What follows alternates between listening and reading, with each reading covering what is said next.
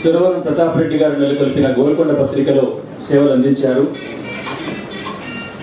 తెలుగు, ఆంగ్లం, హిందీ భాషల్లో సమానమైన ప్రజ్ఞ కలిగిన నిఖిలేశ్వర్ 3 భాషల్లో కవిత్వం, కథ, వ్యాసం, అనువాద ప్రక్రియలో విస్తృతంగా రచనలు చేశారు. తెలుగు సాహిత్యంలో ముఖ్యంగా కవిత్వ రంగంలో 1960 దశకంలో ఉబెత్తున వీచిన దిగంబర కవిత్వ ఉద్యమం అందరికీ తెలిసిందే. భాషలో, భావంలో, వస్తువులో, రూపంలో, ప్రతీకల్లో, ప్రయోగంలో కవిత్వాన్ని ఊగించిన దిగంబర కవులు నిఖిలేశ్వర్ ఒకరు. 1965-71 సంవత్సరాల మధ్య సహచరులతో కలిసి 3 కవితా సంపుటాల్ని ఆయన ప్రచురించారు.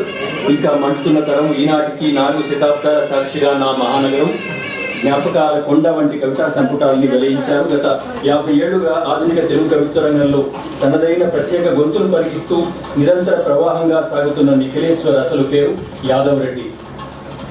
పురస్కారాన్ని